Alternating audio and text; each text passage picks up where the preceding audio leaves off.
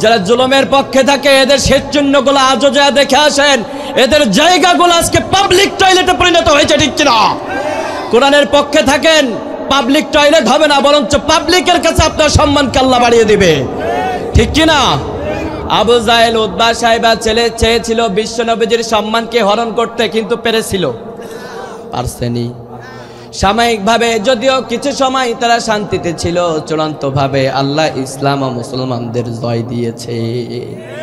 এজন্য রাব্বুল আলামিন বলেন, দেখো, ইযা জাআ নাসরুল্লাহি ওয়াল ফাতহ ওয়া রাআইতান নাসা ইয়াদখুলুনা ফি দীনিল্লাহি আফওয়াজা।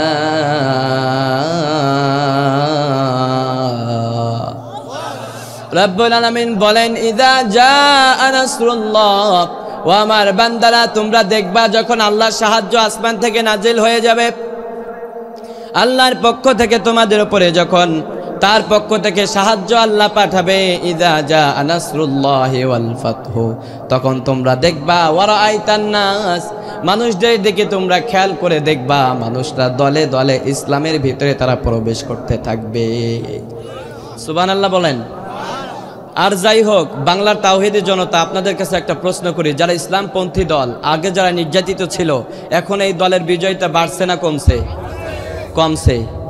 পিছনের ভাইদের কাছে কমছে? হ্যাঁ, সবাই বলেন তো, কমছে না বেড়েছে? আল্লাহ বলেন, বান্দারে শোনো, ইযা জাআ নাসরুল্লাহ, আমার নবী যখন মক্কা বিজয় করলো, মক্কা বিজয়ের সাথে সাথে দলে দলে মানুষগুলো ইসলামের ভিতরে দাখিল হতে শুরু করলো। কেউ ইসলাম থেকে দূরে থাকে নাই, কিন্তু যাদের নসিব খারাপ ওরা ইসলাম গ্রহণ করতে পারে না, ঠিক কিনা বলেন? এখনো সময় আছে, যারা জুলুমতন্ত্রের পক্ষে ভালো হয়ে যান, ঠিক কিনা? যদি ইসলাম ইনসাফের পক্ষে থাকেন, আল্লাহ আরশে আজিমেও যেমন সম্মান বাড়াবে, দুনিয়ার প্রতিটি মানুষের হৃদয়ে হৃদয়ে আল্লাহ আপনার ভালোবাসাকে বাড়িয়ে দিবে, ঠিক কিনা বলেন? এই জন্য ভাইরা আমার, রব্বুল আলামিন বলেন, ওয়া রাআইতান নাস, তখন মানুষদেরকে দেখবা যখন আল্লাহর সাহায্যগুলো আসবে, দলে দলে মানুষগুলা ইসলামের ভিতরে প্রবেশ করবে। এখন বলুন তো, আমরা ইসলামের পক্ষে চূড়ান্তভাবে থাকতে চাই নাকি চাইতে? সবাই চান না? ইনশাআল্লাহ বলেন, বলেন আল্লাহ কবুল করুক, বলেন আমিন। এরপরে রাব্বুল আলামিন বললেন, শোনো, যারা ইনসাফের পক্ষে থাকে, ন্যায়ের পক্ষে থাকে, তাদের জন্য আমি আল্লাহ তাআলার পক্ষ থেকে কয়েকটা পুরস্কার আছে। কয়টা? দুইটা। আওয়াজ করে বলেন, কয়টা? অনেকগুলো পুরস্কার, কিন্তু খুবই মৌলিকভাবে যেটা আমাদের এখন জানা দরকার, এই দুইটা বিষয়ের কথা আমি বলবো ইনশাআল্লাহ। আওয়াজ করে বলেন ইনশাআল্লাহ। এক নম্বরে আল্লাহ বলেন, ও আমার বান্দারা, ফাহাল ইয়ানজুরুনা ইল্লা সাআ, তোমরা সবাই কিন্তু জানো কিয়ামত তোমাদের খুব বেশি নিকটে। এখন আপনাদের কাছে আমার প্রশ্ন, বলুন তো, কিয়ামত আমাদের কাছে না দূরে? অনেক কাছে। কত কাছে? আল্লাহর হাবিব বলেন, আমি এসেছি আর কিয়ামতকে সাথে নিয়ে এসেছি। সুবহানাল্লাহ বলেন। কারণ আল্লাহর হাবিব যে পৃথিবীতে এসেছেন, এটাই হচ্ছে কিয়ামতের প্রথম আলামত, ঠিক কিনা? অন্যান্য নবীদের পরে নবীরা এসেছেন, আমাদের নবীর পরে নবী আসবে নাকি? কোন রিসালাতের ধারক বাহক আসবে নাকি? মা কানা মুহাম্মাদুন আবা আহাদিম মিন রিজালিকুম ওয়ালাকিন রাসূলুল্লাহি ওয়া খাতামান নাবিয়্যিন। রাব্বুল আলামিন বলেন, মা কানা মুহাম্মাদুন, আমার নবী মুহাম্মদ সাল্লাল্লাহু আলাইহি ওয়াসাল্লাম, আবা আহাদিম মিন রিজালিকুম, তোমাদের মধ্যে কোনো পুরুষের পিতা তিনি নন, ওয়া খাতামান নাবিয়্যিন, আর জেনে রাখো তিনি শেষ নবী, আখির নবী, তারপরে আর কোনো নবী পৃথিবীতে আসবে না। সুবহানাল্লাহ বলেন। অন্যান্য নবীদের পথে কি আসছে? নবী আসছে। অন্যান্য নবীদের পথে কি আসছে? নবী। সাইয়েদনা আদম আলাইহিস সালাম, তিনি ছিলেন আবুল বাশার, মানব জাতির পিতা। সুবহানাল্লাহ বলতেন না?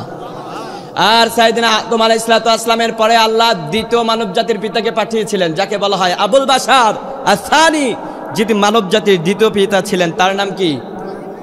না, হয় নাই। সাইয়েদনা নূহ আলাইহিস সালাম, যাকে আল্লাহ সাইয়েদনা আদম আলাইহিস সালামের পরে রিসালা দিয়ে পৃথিবীতে প্রেরণ করেছিলেন। আওয়াজ করে বলেন সুবহানাল্লাহ।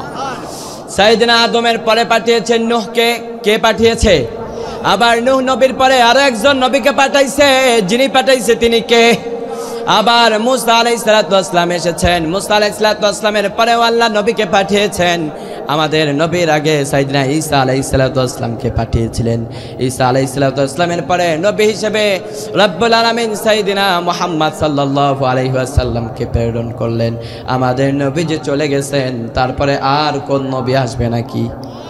এখন যদি কেউ বলে নবী এটা ভালো নবী না ভণ্ড নবী, কথা কয় না, বুঝতেছেন কথা? আমাদের নবীর পরে যদি কেউ বলে আমি নবী, আমাকে সবাই নবী বলে মানো, আমার পরে ওহী নাজিল হয়। এখন আপনারা কি করতেন? এটারে খালি পিটাইতাম না? পিটানি ছাড়া কোনো ওষুধ নাই। সবার উপরে মাইর সত্য নাকি? মাইর ছাড়া কোনো গতি নাই। আওয়াজ করে বলেন ঠিক কিনা? কারণ আমাদের নবী শেষ নবী। আমার নবীর বিরুদ্ধে গেলে সেটা নবী না, সেটা শয়তান।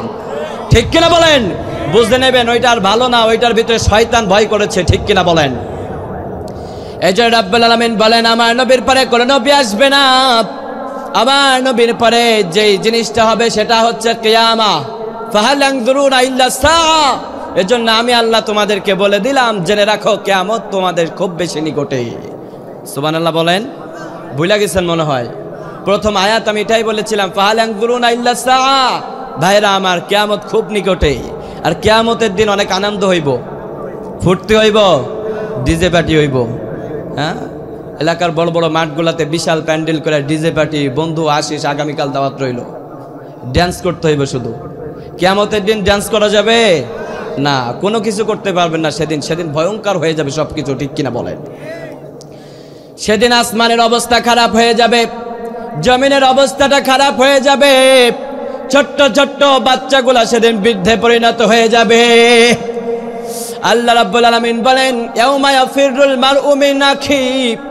দুনিয়াতে যেই ভাইকে ছাড়া বাঁচত না, কিয়ামত কায়েম হওয়ার সাথে সাথে ভাই ভাইরে ভুলে যাবে। ওয়া উম্মিহি ওয়া আবি। পিতামাতার সম্পর্ক ছিন্ন হয়ে যাবে।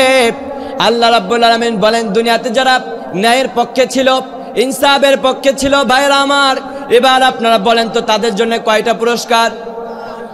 কয়টা? 1 নম্বর পুরস্কারের কথা বলার জন্য আমি আপনাদেরকে উদাহরণ দিলাম। ভাইরা আমার, কিয়ামতের ময়দানে কেউ কাউরে পরিচয় দেবে না। নিজের কলিজার টুকরা সন্তানকে ফেলে তার মা দৌড়ে পালাতে থাকবে। ও ভাইরা আমার, তাহলে একটু ফিল করেন কিয়ামতের ময়দানটা কেমন কঠিন হবে। আর রব্বুল আলামিন বলেন, যেদিন কিয়ামত কায়েম হবে, দুনিয়াতে যারা ইমামুন আদেল ন্যায়ের পক্ষে ছিল, ইনসাফ ভিত্তিক রাষ্ট্র কায়েম করত, ইনসাফের পক্ষে যারা ছিল, কিয়ামতে যেদিন কেউ কাউরে চিনবে না, আমি আল্লাহ আমার ওই সমস্ত বান্দারে ভুলে যাব না। সুবহানাল্লাহ বলেন। ভাইরা আমার, যেদিন আপনার কলিজার টুকরা স্ত্রী, যার জন্য এত কষ্ট করতেছেন, নিজের রক্তকে ঘাম বানিয়ে মাঠে সারা দিন ভরে কাজ করতেছেন, যার জন্যে ফসল ফলাচ্ছেন ফ্যামিলির সন্তান সন্ততির জন্যে, ঠিক কিনা বলেন? নিজের কষ্ট বিসর্জন দিচ্ছেন, রাতের পর রাত, দিনের পর দিন কষ্ট করে যাচ্ছেন, শুধু ফ্যামিলির দিকে তাকাইলেই যেন শান্তি আর শান্তি, ঠিক কিনা? কিন্তু কিয়ামত যেদিন কায়েম হবে, কিয়ামত কায়েম হওয়ার সাথে সাথে ওই কলিজার টুকরা সন্তান আপনার কথা ভুলে যাবে, কলিজার টুকরা মা আপনার কথা ভুলে যাবে, ওই কলিজার টুকরা স্ত্রী যাকে ছাড়া আপনি একটা রাতও ঘুমাতে পারতেন না, ওই প্রাণের স্ত্রীটাও কিয়ামতে আপনার পরিচয় দিবে না। ও ভাইরা আমার, সেই দিনই আল্লাহর হাবিব বলেছেন, 7 শ্রেণীর লোককে আল্লাহ আরশে আজিমের দিকে, আরশে আজিমের নিচে তাদেরকে অবস্থান দিয়ে দিবেন। সবাই ভুলে গেলেও ওই দিন আল্লাহ তারে ভুলতো না। সুবহানাল্লাহ বলেন। তার ভিতরে 1 নম্বর হচ্ছে ইমামুন আদেল। দুনিয়াতে যারা ইনসাফ ভিত্তিক বিচার করেছে, ন্যায় বিচার করেছে, ওদেরকে কিয়ামতের দিন আল্লাহর আরশে আজিমের নিচে ছায়া দিবে কে? আওয়াজ করে বলেন না কেন, কে? আমরা সবাই চাই নাকি চাই না? কারা কারা চান? সবাই চান। আল্লাহু আকবার। আওয়াজ করে বলেন আল্লাহু আকবার। ভাইরা আমার, আমরা যদি এখন সমাজের ভিতরে এই ইনসাফটা, পরিবার থেকে, ছোট্ট ইউনিট থেকে যদি ইনসাফ কায়েম করতে পারতাম, সমাজের ভিতরে অরাজকতা থাকতো। কিন্তু এখানে অধিকাংশ পেতারা আছে সংসারে ইনসাফ কায়েম করে নাই, ঠিক কিনা? এখন আমরা বুঝি ইনসাফ বললে রাষ্ট্রপ্রধানের দিকে আঙুল উঠাই, ঠিক কিনা বলেন? কারণ রাষ্ট্রপ্রধান ইনসাফ কায়েম করতে পারে না। ও ভাইরা আমার, রাষ্ট্রপ্রধানের কথা কেমনে বলেন? আপনার পরিবারের ভিতরে আপনি তো নিজে ইনসাফ কায়েম করেন না। ছোটটারে দিচ্ছেন বেশি, বড়টারে কিচ্ছু দেন নাই, ঠিক কিনা বলেন? আপনার ছেলেটারে দিচ্ছেন, মেয়েটার কাছ থেকে হাত জোর করে মাপ চাইছেন ফকিন্নির মতো, যে মা তোর ভাইয়ের কিচ্ছু নাই, তোর স্বামীর তো অনেক কিছু আছে, তোরে কিছু দিলাম না, মাপ করে দিস। এমন আল্লাহর ওলি নাই? আরে নাই, দেখি নাই। এখানে কথা বলো না, যাও জায়গায় যাও। এই বেইনসাফ আমাদের ভিতরে আছে না নাই? আমরা যদি সমাজ থেকে ইনসাফ কায়েম করতে পারতাম, সমাজটা সুন্দর হয়ে যেত, ঠিক কিনা বলেন? এই ইউনিয়নের ভিতরে ইনসাফ থাকলে এই জেলা প্রশাসকের ভিতরে ইনসাফ কায়েম হয়ে যেত। আমরা নিজেরাই তো ইনসাফ কায়েম করতে পারি না, আমাদের পরিবারের ভিতরে রাষ্ট্রে কেমন করে ইনসাফ আসবে? আওয়াজ করে বলেন ঠিক কিনা? আমরা সবার কাছে মাপ চাই, ছোট হই স্বামী তার স্ত্রীর কাছে মাপ চাই, ভাই দেখো প্রাণের স্ত্রী, তোমার যে আমি এত ভালোবাসি, তোমার দেল মোহরের এত টাকা অত টাকা তুমি আমার মাফ করে দিও। প্রথম থেকে ফকিন্নি সাজা শুরু করে দেয়, ঠিক কিনা বলেন? ভাইরা আমার, ইনসাফ কায়েম করতে হবে, আদল কায়েম করতে হবে। আর যারা ন্যায় ও ইনসাফের পক্ষে থাকবে, কিয়ামতের ময়দানে আল্লাহ তারে ভুলতে পারে না, ঠিক কিনা? আর যারা ইনসাফ কায়েম করবে না, ইনসাফের পক্ষে যারা থাকবে না, আল্লাহ রাব্বুল আলামিন বলেন কিয়ামতের ময়দানে আমি আল্লাহ রাব্বুল আলামিন তাদেরকে যখন ভুলে যাব, তাদের কিয়ামতের ময়দানে যখন তারা উঠবে, তাদের চোখগুলা থাকবে না, অন্ধ অবস্থায় তাদেরকে উঠানো হবে। ওই মানুষগুলো আল্লাহর কাছে বলবে, আল্লাহ অন্ধ করে উঠাইলা কে? ও আল্লাহ, দুনিয়াতে তো দুইটা চোখ দিয়েছিলা, আখিরাতে দাও নাই কেন? আল্লাহ সেদিন জবাব দিবেন আর বলবেন, বান্দারে দুনিয়াতে যেমন করে আমি আল্লাহর হুকুমগুলো তুই ভুলে গিয়েছিলি, তোর যে চোখ ছিল এটাও আমি ভুলে গেছি, ঠিক কিনা বলেন? ভাইরা আমার, এই জন্য ইনসাফ কায়েম করেন, পরিবারের ভিতরেই করেন, তাহলে কিয়ামতের ময়দানে আল্লাহ আপনারে ভুলবে না। আর সে আজিমের নিচে সেই দিন সবাই সবাইরে যখন ভুলে যাবে, আল্লাহ তাআলা আপনার কথা মনে রেখে আল্লাহ আপনাকে জান্নাত দিয়ে দিবে। আমরা কি সেটা চাই না? সবাই চাই তো ইনশাআল্লাহ? ইনশাআল্লাহ বলেন।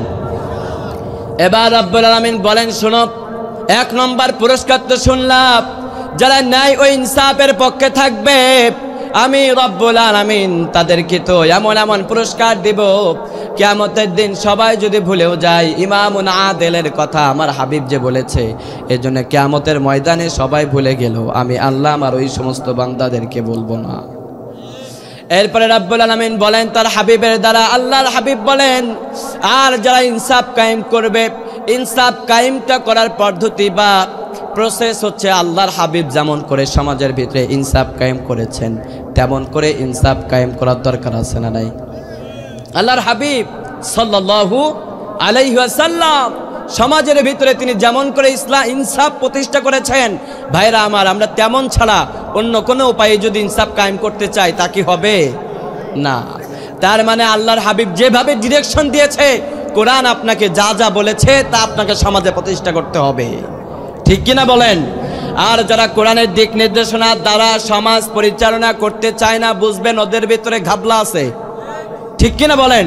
সোজা এবং স্পষ্ট কথা, কোরআনের সাথে আমাদের বিশ্বাস, কোরআনের বিরুদ্ধে গেলে তাদের সাথে আমাদের কোনো বিশ্বাস নাই, ঠিক কিনা বলেন? কারণ সবাই আমাদের ধোঁকা দেয়, কোরআন আমাদেরকে ধোঁকা দিতে পারে না। কোরআন 1500 বছর ধরে আমাদেরকে ধোঁকা দেয় নাই। ইহুদি খ্রিস্টানরা কোরআনের ভুল ধরার জন্য চেষ্টা করে, কিন্তু কোরআন তাদের ওপেন চ্যালেঞ্জ দিয়ে দিয়েছে, সুবহানাল্লাহ বলেন। কোরআন প্রথমেই জানিয়ে দিয়েছে তোমরা ভুল ধরবা কেমনে, আল্লাহ তো নিজেই জানিয়ে দিয়েছেন, যালিকাল কিতাব লা রাইবা ফি। কেমনে ভুল ধরবা? ভুল তো ধরবা, আগে পড়ে দেখো, একটা আয়াত পড়লেই তোমার বিবেকের দরজাকে আল্লাহ খুলে দিবে। আওয়াজ করে বলেন আল্লাহু আকবার। আর যারা কোরআনের বিপক্ষে এসেছে, কোরআনের ভুল ধরার জন্য চেষ্টা করেছে, যালিকাল কিতাব লা রাইবা ফি, এই আয়াতটা যখনই পড়েছে, যখন রিসার্চ করেছে, সাথে সাথে তারা মুসলিমও হয়েছে। যাদের নসিব ভালো কালিমা পড়ে নিয়েছে, আর যাদের নসিব ভালো না, ওরা আল্লাহ থেকে লানত প্রাপ্ত হয়েছে, ঠিক কিনা বলেন? ওরা অতীতে লানত প্রাপ্ত হয়েছে, বর্তমানে ওরা লানত প্রাপ্ত হবে, ঠিক কিনা? কোরআনের বিপক্ষে বলতে আমরা কি বুঝি দেখেন, আমাদের সমাজে কি বাস্তবতা এবং কি নির্মম পরিহাস। আমরা কোরআনের বিপক্ষে বলতে কি বুঝি? যারা কোরআনটাকে হাতে নেয় আর এমনি এমনি পৃষ্ঠাগুলা ছিঁড়া ফেলাই, তাই না? আমরা কি একবারে সহজ উপায় আমরা এটাই কিন্তু বুঝি, যে তুমি কোরআনটাকে ভালোবাসো না, হাই রে কোরআনটাকে হাতে নিলা, তুমি ছিঁড়া ছিঁড়া ফালাই দিলা। কিন্তু কোরআনের ভালোবাসা এখানেই হয়ে যায় না। কোরআনের ভালোবাসা হচ্ছে কোরআনটাকে পড়েন, বুঝেন, ওই অনুযায়ী আমল করেন। কিন্তু আমাদের এখানে হাত উঠাইতে বললে দেখা যাবে অধিকাংশ মুসলমানরা কোরআনটাকে বাসায় নিয়েছে ঠিক, গুছিয়ে মুছে পুছে ক্লিন করে ওটাকে আলমারির তাকার ভিতরে সাজিয়ে রাখা হয়েছে, ঠিক কিনা বলেন? এর জন্য আমাদের ভিতরে ইনসাফ নাই, কারণ আমরা কোরআন পড়িও না, জানি ও না। এর জন্য ইনসাফ কায়েম করতে গেলে আগে পড়তে হবে, কোরআনে আল্লাহ কি বলেছেন সেটা বুঝতে হবে, কোরআনে আল্লাহ কি কি বলেছেন সেটা মানতে হবে। আওয়াজ করে বলেন ঠিক কি না? আর রাব্বুল আলামিন বলেন, চা দিতে বলেছিলাম, ওটা মনে হয় কিয়ামত হয়ে যাবে নাকি। রাব্বুল আলামিন বলেন, তোমরা যদি কোরআন মানতে চাও, কোরআনের প্রথম একটি আয়াত তোমাদেরকে আগে জানতে হবে। আল্লাহ রাব্বুল আলামিন বলছেন, ওয়ামা আতাকুমুর রাসূলু ফাখুযুহু ওয়ামা নাহাকুম আনহু ফান্তাহু। মানে আমারও গলার অবস্থা খারাপ, আপনাদেরও খারাপ। হ্যাঁ, আওয়াজ করে বলেন না আল্লাহু আকবার। ভাইরা আমার, রাব্বুল আলামিন বলেন, যদি তোমরা কোরআন মানতে চাও, ওয়ামা আতাকুমুর রাসূলু ফাখুযুহু, আমার নবী সাল্লাল্লাহু আলাইহি ওয়াসাল্লাম বাস্তব জীবনে তিনি প্র্যাকটিক্যালি শিক্ষা দিয়েছেন কোরআনকে কেমন করে মানতে হয়। আল্লাহর হাবিবকে বাদ দিয়ে আপনি কোরআনটা মানতে পারবেন না, ঠিক কিনা বলেন? আল্লাহর হাবিব সাল্লাল্লাহু আলাইহি ওয়াসাল্লাম, তাকে বাদ দিয়ে কোরআন বোঝা যাবে? এজন্য রাব্বুল আলামিন বলেন, ওয়ামা আতাকুমুর রাসূলু ফাখুযুহু, আমার নবী সাল্লাল্লাহু আলাইহি ওয়াসাল্লাম কোরআন দিয়ে যেমন করে নিজের জীবনকে পরিচালনা করেছেন, কোরআন দিয়ে যা যা বলেছেন তা তোমরা ধরো, আমার নবীজি যা করেছেন তা তোমরা ধরো। ওয়ামা নাহাকুম আনহু ফান্তাহু, আর আমার নবী যা নিষেধ করেছেন তা তোমরা জীবনের তরে ছেড়ে দাও। আমার হাবিব সাল্লাল্লাহু আলাইহি ওয়াসাল্লাম যা করেছেন, ওয়ামা আতাকুমুর রাসূলু ফাখুযুহু, এর ভিতরেই তোমাদের জন্য কল্যাণ। ওয়ামা নাহাকুম আনহু ফান্তাহু, আর আমার হাবিব যা করে নাই তার ভিতরে তোমাদের জন্য কোনো কল্যাণ থাকতে পারে? আমাদের জন্য কোনো কল্যাণ আছে নাকি? নাই। কিন্তু আমরা এটা বুঝি না। আওয়াজ করে বলেন ঠিক কিনা? আমরা বুঝি না যে আল্লাহর হাবিবের জীবনের ভিতরে আমাদের ভিতরে সব সফলতা, আল্লাহর হাবিবের জীবনের ভিতরে আমাদের ভিতরে প্রকৃত শান্তি, ফ্যামিলির ভিতরে শান্তি, সমাজের ভিতরে শান্তি। আর যারা আল্লাহর হাবিবের জীবনীটা মানে ওদের সারা জীবনটা শান্তিতে উজালা করে দেয় কে? রাব্বুল আলামিন বলেন, শোনো, তোমরা যারা কোরআনটা মানো, আমার হাবিবের জিন্দেগিটা মানো, তোমাদের জন্য আরো একটা পুরস্কারের কথা আমি আল্লাহ তোমাদেরকে জানিয়ে দেই। আর ওই পুরস্কারটা এমনি এমনি হয় নাই, আমার নবীর একজন সাহাবীর ওসিলা করে আমি আল্লাহ সেদিন তোমাদের জন্য এই পুরস্কারের ঘোষণাটা দিয়েছিলাম। সুবহানাল্লাহ বলেন। আমরা বললাম, আল্লাহ কেমন পুরস্কার তুমি আমাদেরকে বলো। রাব্বুল আলামিন বললেন, শোনো, আমার হাবিব সাল্লাল্লাহু আলাইহি ওয়াসাল্লামের উপরে প্রত্যেকটা ঘটনার প্রেক্ষিতে আমি আল্লাহ কোরআনের আয়াত নাজিল করেছি। একবার আল্লাহর হাবিব সাল্লাল্লাহু আলাইহি ওয়াসাল্লাম বাসার ভিতরে বসে আছেন। একজন সাহাবী আল্লাহর হাবিবের খেদমতে হাজির হয়ে আল্লাহর হাবিবের কাছে বিনয়ের সাথে বলতেছেন, ইয়া রাসূলুল্লাহ, আপনাকে আমি এত ভালোবাসি গো নবী, আপনাকে ছেড়ে যখন আমি বাসায় চলে যাই, বাসায় যে আমি আর থাকতে পারি না গো নবী। সুবহানাল্লাহ বলেন। ইয়া রাসূলুল্লাহ, যখন আমি আপনার দরবারে আসি, আপনাকে দেখলে আমার হৃদয়টা ঠান্ডা হয়ে যায়। ইয়া রাসূলুল্লাহ, আপনার কাছে যখন আসি তখন আমার হৃদয়টা নরম হয়ে যায়। ও নবী, যখন আমি আপনার থেকে দূরে সরে যাই, বাসাতে যাওয়ার পরে ফ্যামিলির কাছে গেলে আমি ফ্যামিলির ভিতরে শান্তি পাই না। ইয়া রাসূলুল্লাহ, স্ত্রী আমার কাছে আসে, স্ত্রীকে দেখলে আমি শান্তি পাই না। সন্তানগুলো আসে, সন্তানকে দেখলে আমি শান্তি পাই না। ইয়া রাসূলুল্লাহ সাল্লাল্লাহু আলাইহি ওয়াসাল্লাম, এক কথায় ওগো নবী, আপনাকে ছাড়া আমি বাসায় গিয়েও শান্তি পাই না। যখন আপনি আপনার দরবারে যখন আমি হাজির হয়ে যাই, আপনার খেদমতে যখন আমি হাজির হই গো নবী, আপনাকে দেখার পরে আমার হৃদয়টা এমনভাবে শান্ত হয়ে যায়, আমি যেন আমার হারিয়ে যাওয়া অনেক মূল্যবান জিনিসটাকে আপনাকে দেখার সাথে সাথে আমি পেয়ে যাই। আল্লাহর হাবিবের এই কথা বললে এরপরে ওই সাহাবী বললেন, ইয়া রাসূলুল্লাহ, দুনিয়াতে আপনাকে ছাড়া যেমন করে আমি থাকতে পারি না, বাসাতে যে শান্তিভাবে থাকতে পারি না, ভালোভাবে বসতে পারি না, শুইতে পারি না, ঘুমাইতে পারি না।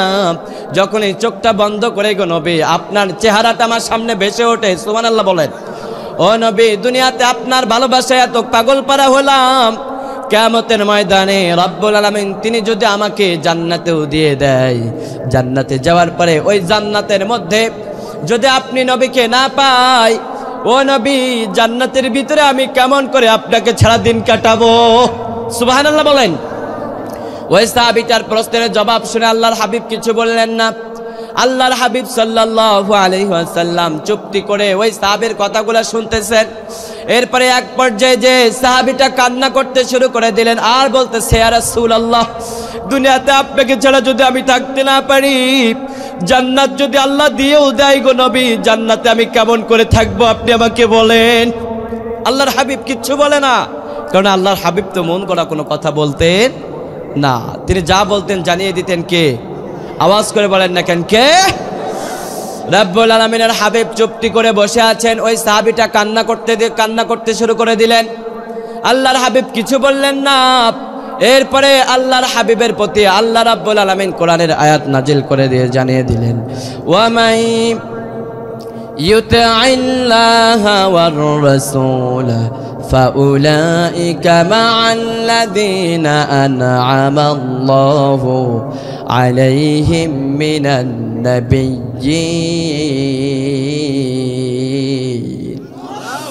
রব্বুল আলামিন সাইয়েদনা জিবরিলকে ডাক দিয়ে বললেন, ও জিবরিল তুমি চলে যাও, আমার নবীর সাহাবী যে কান্না করতে শুরু করে দিয়েছে এটা আমি আল্লাহ সহ্য করতে পারি না। আল্লাহর হাবিবের কাছে সাইয়েদনা জিবরিল এসে জানিয়ে দিলেন, ওমায়ুতি'আল্লাহ, ও আল্লাহর নবী, আল্লাহ রাব্বুল আলামিন আরশ আজিম থেকে ঘোষণা করে দিয়েছে, আপনি আপনার সাহাবীকে জানিয়ে দেন, আপনার সাহাবীরা শুধু না, আপনার যেই উম্মতগুলা কিয়ামত পর্যন্ত আসবে, আপনি নবীকে যারা প্রকৃতপক্ষে মানতে পারবে, আপনি নবীকে যারা অনুসরণ করতে পারবে, পুঙ্খানুপুঙ্খানুভাবে যারা মানতে পারবে, পার্ট অফ পার্ট মানতে পারবে, প্রতিটা পদক্ষেপে তার লাইফটাকে আল্লাহর হাবিবের জীবনটা দিয়ে পূর্ণ করে দিবে। আল্লাহর যেই বান্দাগুলা এই কাজগুলা করবে, ও নবী আপনি যেমন করে চলেছেন রাস্তা দিয়ে তেমন করে চলবে, ও নবী আপনি যেমন করে ইন্ট্রোডিউস করেছেন তেমন করে ইন্ট্রোডিউস করবে, ও নবী যেমন আপনি নম্র ছিলেন ওই বান্দাগুলোও নম্র হবে। আল্লাহ তাআলা তাদেরকে বলে দিয়েছেন, ওমায়ুতি'আল্লাহ ওয়ার রাসূলা, তোমরা আমি আল্লাহকে মানার কারণে, ওয়ার রাসূলা আমার রাসূলকে মানার কারণে, ফাউলাইকা মা'আল্লাযীনা আন'আমাল্লাহ, এই দুনিয়াতে যারা আমি আল্লাহর পক্ষ থেকে নিয়ামত প্রাপ্ত হয়েছে, যাদের প্রতি আমি আল্লাহ বরকত দিয়েছি, রহম করেছি, আমি আল্লাহ রাব্বুল আলামিন তোমাকে জানিয়ে দিলাম গো নবী, যারা আপনিকে মেনেছে, আমি আল্লাহকে মেনেছে, আপনি তাদেরকে জানিয়ে দেন, মা'আল্লাযীনা আন'আমাল্লাহু আলাইহিম মিনান নাবিয়্যিন, হিসাব নিকাশ শেষ হয়ে যাওয়ার সাথে সাথে জান্নাতে আপনি নবীর সাথে তারা জান্নাতে থাকতে পারবে। ইয়া রাসূলুল্লাহ, শুধু তাই না, ওই সাহাবীকেও জানিয়ে দেন, ওকে বলে দেন জান্নাতে তোমার একা থাকা লাগবে না, তুমি যদি আমি রাসূলকে পূর্ণাঙ্গভাবে মানতে পারো তাহলে জান্নাতে আল্লাহ তোমাকে আমার সাথী করে দিবে। আমরা সাথী হতে চাই না আল্লাহর হাবিবের? ভাই কথা বলার দরকার নাই, চারটার প্রয়োজন নাই, এমনি ঠিক আছে, আলহামদুলিল্লাহ, সমস্যা নেই। আপনারা কি কষ্ট পাচ্ছেন? কষ্ট পাচ্ছেন? আলহামদুলিল্লাহ বলেন। কথা বললে কি একটু ডিস্টার্ব হয়, আপনারা কি কষ্ট পাচ্ছেন নাকি? কষ্ট নিয়ে নাই, কথা বললে আমার সমস্যা হবে আলোচনায়। ভাইরা আমার, আল্লাহর হাবিব সাল্লাল্লাহু আলাইহি ওয়াসাল্লাম ওই সাহাবীকে জানিয়ে দিলেন, তুমি শুনো, ওয়ামায়ুতি'আল্লাহ ওয়ার রাসূল, তোমার কান্নার কারণে আল্লাহ রাব্বুল আলামিন আরশ আজিম থেকে ফেরেশতা নাজিল করে আমাকে জানিয়ে দিয়েছেন, ওয়ামায়ুতি'আল্লাহ ওয়ার রাসূল ফাউলাইকা মা'আল্লাযীনা আন'আমাল্লাহু আলাইহিম, আমি আমার আল্লাহকে মানার কারণে, আমি রাসূলের পদক্ষেপগুলো অনুসরণ করার কারণে কিয়ামতের ময়দানে নবীদের সাথে আমার সাথে তোমাদের জান্নাতে যাওয়ার নসিব হয়ে যাবে। মিনান নাবিয়্যিন ওয়াস সিদ্দিকিন, এরপরে যাদের আমল যত ভালো পর্যায় করবে তাদের স্তরগুলো আরো উন্নত হবে, আর যাদের আমল যত কম তাদের স্তরগুলো আরো নিম্নগামী হবে। ঠিক কিনা বলেন? যারা দুনিয়াতে প্রতিটি সিদ্ধান্তে আল্লাহর হাবিবের সিদ্ধান্তকে প্রাধান্য দিয়েছেন, যারা দুনিয়াতে তার প্রত্যেকটি কথার ভিতরে কোরআনটাকে মেনেছেন, কোরআনের পূর্ণাঙ্গ বিধানটাকে তাদের জীবনে সেট আপ করেছেন, আল্লাহ তাদের জন্যই বলছেন তোমরা যদি কোরআনটা পুঙ্খানুপুঙ্খানুভাবে মানো, প্রতিটা পদক্ষেপে কোরআনটাকে মানো। যারা বলে রাজনীতি কোরআন দিয়ে করবেন না, আরে বেটা তুই তো বেটা মূর্খ। কোরআনের ভিতরে যদি রাজনীতি থাকে, কোরআনের একটা আয়াত তোর মুখে ফেলা তোর 14 গোষ্ঠীর ক্ষমতা নাই। ঠিক কিনা বলেন? রাজনৈতিক জীবনে আল্লাহর হাবিবের রাজনীতি জীবন আছে না নাই? আপনি যদি রাজনীতি করেন, আপনি যদি নেতা হন, কোরআনের ভিতরে আপনার জন্য শিক্ষা আছে।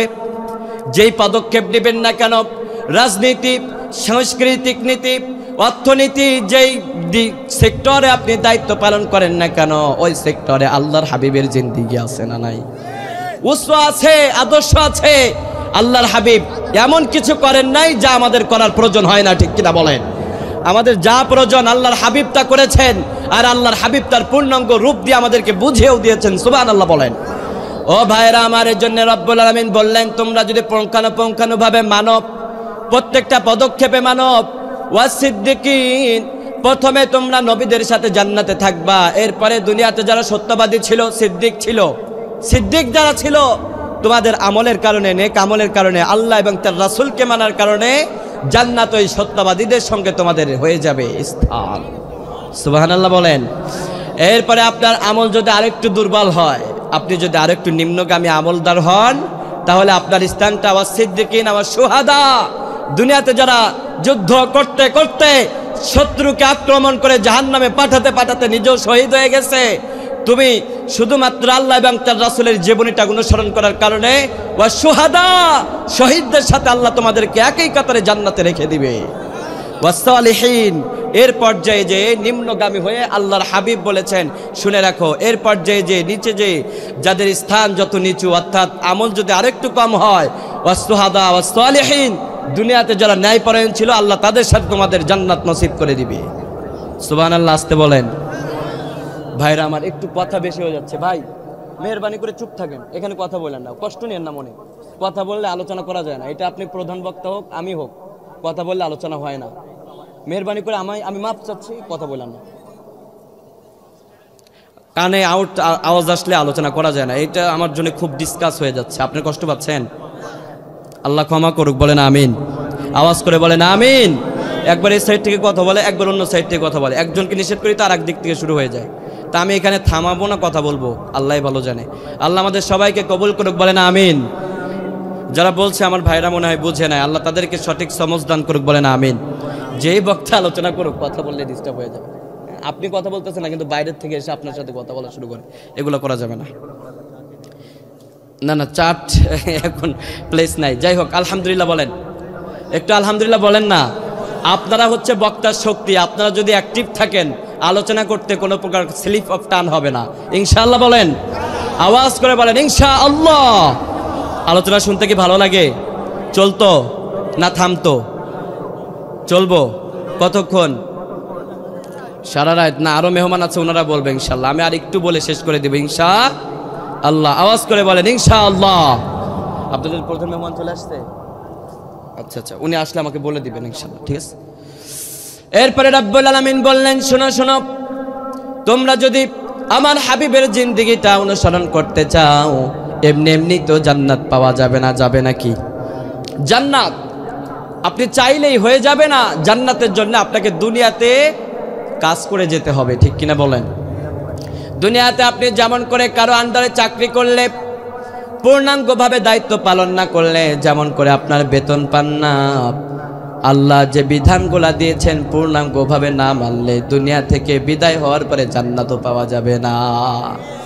এজন্য রাব্বুল আলামিন বললেন, ইন্নাল্লাহা আশতারা মিনাল মুমিনিনা আনফুসাহুম ওয়া আমওয়ালাহুম বিআন্না লাহুমুল জান্নাহ। আওয়াজ করে বলেন আল্লাহু আকবার। রাব্বুল আলামিন বলেন, ইন্নাল্লাহা আশতারা মিনাল মুমিনিন, আমার মুমিন বান্দাদেরকে আপনি জানিয়ে দেন, মিনাল মুমিনিনা আনফুসাহুম, তাদের জান, ওয়া আমওয়ালাহুম, তাদের মালকে আমি আল্লাহর জন্য তারা বিক্রয় করে দিয়েছে, আমি আল্লাহর কাছে তারা বিক্রি করে দিয়েছে, বিআন্না লাহুমুল জান্নাহ, আর বিনিময়ে আমি আল্লাহ আমার বান্দাদের জন্য জান্নাত দিয়ে দিয়েছি। সুবহানাল্লাহ বলেন। তাহলে এক নম্বরে আমাদের কি করা লাগবে? আমাদের জীবনে যা আছে সেটা কার জন্য হবে? আল্লাহর জন্য, না দুনিয়ার কোনো মানুষের জন্যে, নেতার জন্যে, খ্যাতার জন্যে। মিছিলে যা স্লোগান দেবেন, আমার নেতার চরিত্র ফুলের চাইতে বেশি পবিত্র, আছে না নাই? অথচ খোঁজ দিলে দেখা যাবে নেতা এক ওয়াক্ত নামাজ পড়ে না, ঠিক কিনা? সবসময় চুরি বাটপারির সাথে সম্পর্ক, ঠিক কিনা? এমন নেতার পিছনে যে আমার নেতার চরিত্র ফুলের মতো পবিত্র স্লোগান দেওয়া যাইতো নি, এমন নেতা আছে নাকি আপনাদের দিকে? আছে? আল্লাহ রহম করুক, বলেন আমিন। যাদের চরিত্র ভালো না ওদের পেছনে গিয়ে স্লোগানও দেওয়া যাবে, যেই স্লোগানের ভিতরে নারায়ে তাকবীর আর আল্লাহু আকবারের স্লোগান থাকে না, ওই স্লোগান ন্যায় ওই ইনসাফের পক্ষে হতে পারে না। যেই স্লোগান নারায়ে তাকবীরের পক্ষে থাকে ওই স্লোগানটা ইনসাফের পক্ষে স্লোগান। যেই স্লোগান আল্লাহর নামের তাকবীর থাকে ওই স্লোগান সমাজে শান্তির স্লোগান। আওয়াজ করে বলেন ঠিক কিনা? আর যারা ইনসাফ পক্ষে থাকে, মুসলমানদের পক্ষে থাকে, তাদের স্লোগানের ভিতরে নারায়ে তাকবীরের স্লোগানকে ইনপুট করার জোর দাবি জানাচ্ছি আমরা। রাজি আছেন ইনশাআল্লাহ? এদেশের 90% মুসলমানদের হৃদয়ে যদি কেউ জায়গা নিতে চায়, আজে বাজে করে স্লোগান দিয়ে বাংলার তাওহীদি জনতার হৃদয়ে জায়গা নিতে পারবেন না। নারায়ে তাকবীর আর আল্লাহু আকবারের স্লোগান দিয়ে দেশের হৃদয় কেড়ে নিতে হবে, ঠিক কিনা বলেন? হৃদয়ে জায়গা নেবেন, কোরআন নিয়ে নেন। হৃদয়ে জায়গা নেবেন, আল্লাহর বিধান নিয়ে নেন। হৃদয়ে জায়গা নেবেন, হৃদয়ের ভিতরে ইনসাফ কায়েম করে ফেলেন, ঠিক কিনা? সমাজটাকে ইনসাফ দিয়ে শান্তি করে ফেলেন, আল্লাহর পক্ষ থেকে আপনাদের উপরে রহমত বর্ষিত হবে, ঠিক কিনা বলেন? এদেশের একটা দলকে নারায়ে তাকবীরের স্লোগান দেওয়ার কারণে দীর্ঘদিন ধরে তাদেরকে লাঞ্ছিত বঞ্চিত করার অপচেষ্টা করা হয়েছিল, ঠিক কিনা বলেন? কিন্তু আমাদের একটাই কথা, আমরা জামাত ইসলাম বুঝি না, হিজবুত তাওহীদ বা এই সমস্ত হিজবুত তাওহীদ তো আসলেই বেফস একটা দল, কিন্তু জামাত ইসলাম কে হেফাজত কে আমলিগ কে তাবলিগ এগুলো আমরা বুঝি না। আমাদের স্লোগান হচ্ছে যারা নারায়ে তাকবীরের স্লোগানের পক্ষে থাকে আমরা সারা জীবন তাদের পক্ষে থাকব। রাজি আছেন? নারায়ে তাকবীরের স্লোগানের সাথে যাদের অ্যালার্জি থাকে, এই দেশের 90% মুসলমানদের সাথে তাদের অ্যালার্জি হয়ে যাবে। কারণ এই জমিনটা শাহজালালের পূর্ণ জমিন, খান জাহান আলীর জমিনে কোনো নাস্তিক্যবাদ নতুন করে প্রতিষ্ঠা হতে পারবে না। আমাদের যুব সমাজটা ইনসাফের পক্ষে। আমাদের যারা সমন্বয়ক হয়েছে তাদের আইডিগুলো থেকে কোরআনের আয়াত প্রচার করা হচ্ছে, তার মানে এটাই বার্তা বহন করে এদেশের 90% মুসলমানরা কোরআনের পক্ষেই তারা চাই, ঠিক কিনা বলেন? কোরআনের বিপক্ষে গেলে কাউকে আমরা ছাড় দিব না, ঠিক কিনা বলেন?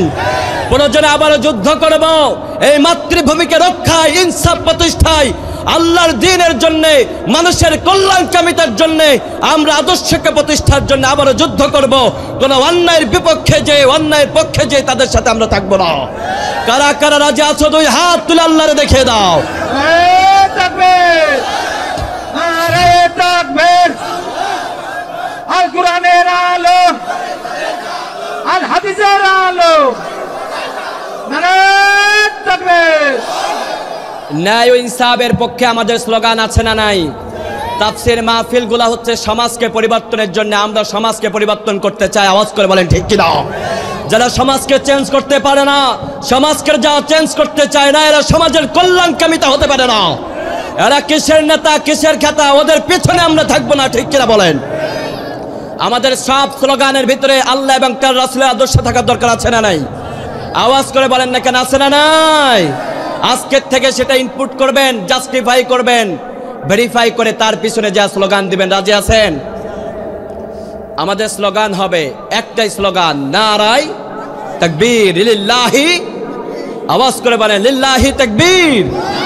মুসলিম আমি, সংগ্রামী আমি চির রণবীর, আল্লাহকে ছাড়া কাউকে মানি না। নারায়ে তাকবীর, নারায়ে তাকবীর লিল্লাহি তাকবীর। এই স্লোগানটা আমাদের কলিজার স্লোগান, এই স্লোগানটা আমাদের হৃদয়ের স্লোগান। এই স্লোগানের সাথে আমাদের আবেগ, আমাদের বিবেক, এই স্লোগানের সাথে আমাদের জীবন এবং মরণ, ঠিক কিনা?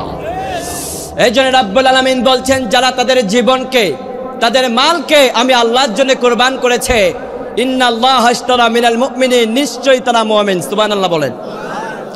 আর ওই মুমিনদের কয়েকটা ক্যারেক্টার আছে। এক নম্বর ক্যারেক্টার এবং কোয়ালিটি হলো ইন্নাল্লাহা আশতারা মিনাল মুমিনিন। দুনিয়াতে যারা মুমিন বলে নিজেদেরকে দাবি করে ওই মুমিন বান্দাদের কয়েকটা কোয়ালিটি আছে। এক নম্বর কোয়ালিটি হচ্ছে ইন্নাল্লাহা আশতারা মিনাল মুমিনিনা আনফুসাহুম। প্রথমে আল্লাহ বললেন তোমাদের জীবনকে আল্লাহর কাছে বিক্রি করো। আমাদের জীবন দিছে কে? হুয়াল্লাযী খলাকাকুম মিন তিন। আমাদের এক সময় কোনো অস্তিত্ব ছিল না, মাটির নির্যাস থেকে আল্লাহ আমাদের সৃষ্টি করেছেন। সুবহানাল্লাহ বলে। এরপরে রাব্বুল আলামিন বললেন তোদের জীবন দিলাম, জান দিলাম, প্রাণ দিয়ে আমি আল্লাহ বিবেক বুদ্ধি সম্পূর্ণ করে পৃথিবীতে পাঠাইলাম। ও আমার বান্দারে, পৃথিবীতে যে ওই আল্লাহরে তোমরা ভুলে যেও না, আল্লাহর প্রতি তোমরা নিয়োগ হারামি করো না। কিন্তু মানুষ বড্ড আজব জাতি, এরা পৃথিবীতে এসে ওই আল্লাহরই বড্ড আগেই ভুলে যায়। ঠিক কিনা বলেন ভাইরা আমার? আমি বুঝি না আসলে যারা নারাই তাকবীরের বিপক্ষে থাকে এরা কি কোন জাতের মানুষ? এরা দেখতে মানুষ, ভিতরে মানুষত্ব বলে কিচ্ছু নাই। যে আল্লাহ না চাইতে আপনার শরীরটা দিল, যে আল্লাহ না চাইতেই মায়ের পেটের ভিতরে 10 মাস 10 দিন ধীরে ধীরে সপ্তাহ বা সপ্তাহ, week by week, month by month আপনাকে একটা করে মাংসের টুকরা, একটা করে হাড়, একটা করে চোখ, একটা করে মাংস দিয়ে সুন্দর করে আল্লাহ গঠন করে পৃথিবীতে পাঠালেন। আর নেই নিয়োগ হারামের জাতি পৃথিবীতে আসার পরে কেমন করে ওই আল্লাহর বিরুদ্ধে যে স্লোগান দেয়, ঠিক কিনা? এটা কিন্তু আসলেই ভাববার বিষয়। যারা তাদের অতীত ভুলে যায় এরা কখনো সামনে আগাতে পারে না, ঠিক কিনা?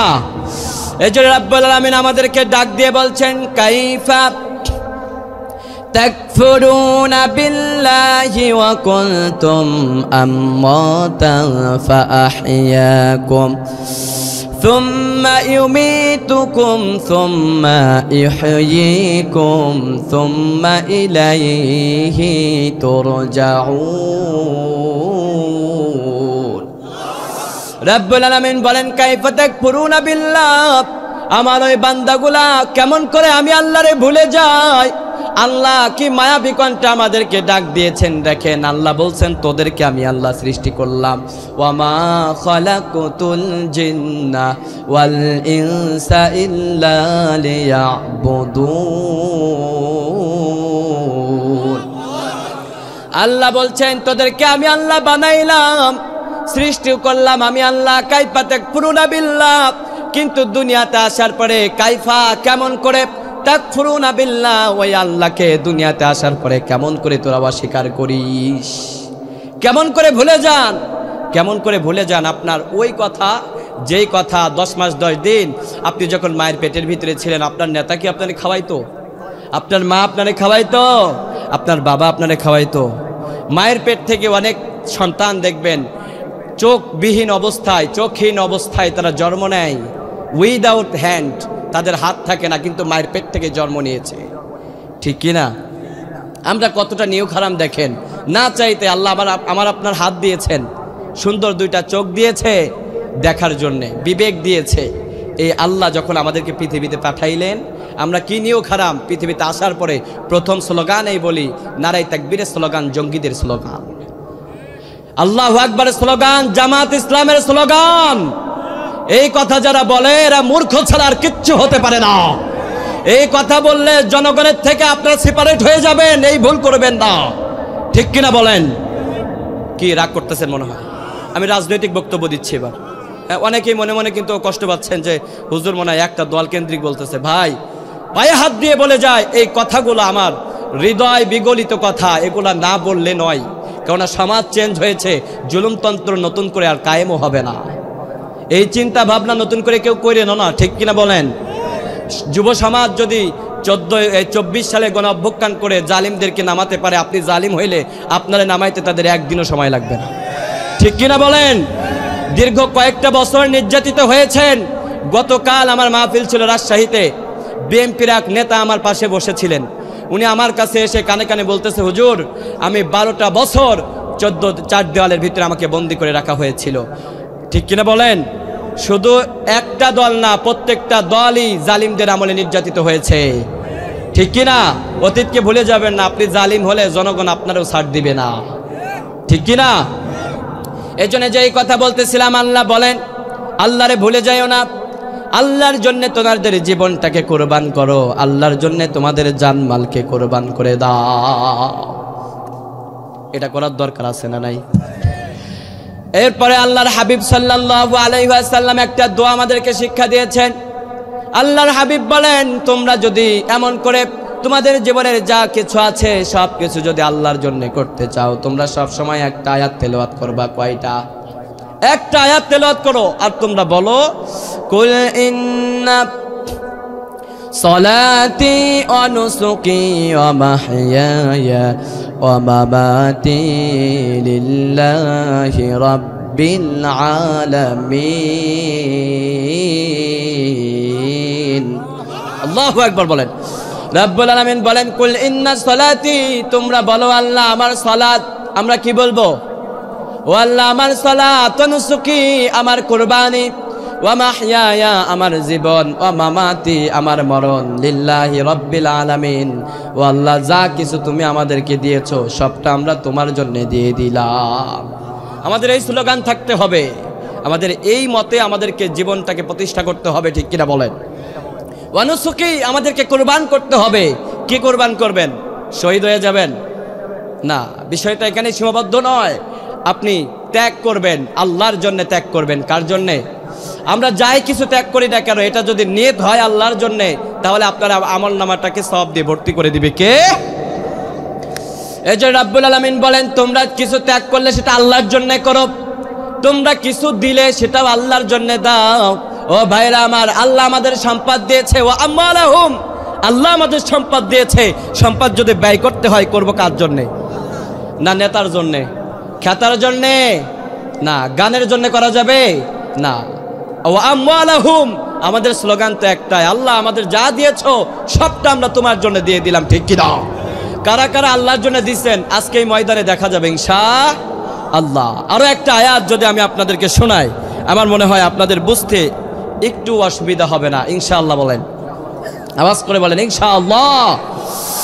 রব্বুল আলামিন সূরাতুল আল ইমরান 3 নম্বর সূরা 134 নম্বর আয়াতের ভিতরে আল্লাহ রব্বুল আলামিন আমাদেরকে আরো একটা বার্তা দিচ্ছেন।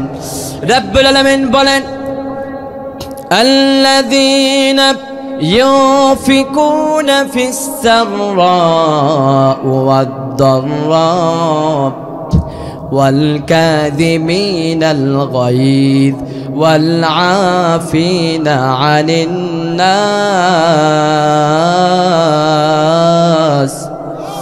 রব্বুল আলামিন বলেন, আল্লাযীনা ইউনফিকুনা, ও আমার বান্দারে, আল্লাযীনা ইউনফিকুনা ফিস সাররা, দুনিয়াতে যারা নাকি সচ্ছল অবস্থায় আমি আল্লাহর রাস্তায় দান করে, অসচ্ছল অবস্থায় ওয়াদ-দাররা, অসচ্ছল অবস্থায় যারা আমি আল্লাহর রাস্তায় দান করে, আর ইউনফিকুনা ফিস সাররা ওয়াদ-দাররা ওয়াল কাযিমিনাল গায়জ, আর রাগান্বিত অবস্থায় রাগটাকে দমন করতে জানে, ওয়াল আফিনা আনিন নাস, মানুষদেরকে যারা ক্ষমা করতে জানে, ওয়াল্লাহু ইউহিব্বুল মুহসিনিন, ওই সমস্ত বান্দাদেরকে বলে দাও, ওই সমস্ত বান্দাদেরকে আমি আল্লাহ বড্ড ভালোবেসে ফেলি। দুনিয়াতে আমাদের পেয়ারা মানুষ যারা, আমাদের ভালোবাসার মানুষগুলো আমাদের জন্য তাদের সবকিছু ত্যাগ করতে পারে, ঠিক কিনা? একটু আওয়াজ করে বলেন, সবকিছু ত্যাগ করতে পারে না? আপনার স্ত্রীর সাথে একদিন ভালো ব্যবহার করে দেখেন, ওই দিন আপনি যা তার কাছে যা যা চাইবেন নিমিষেই সে কিন্তু আপনাকে তা দিতে রাজি হয়ে যাবে।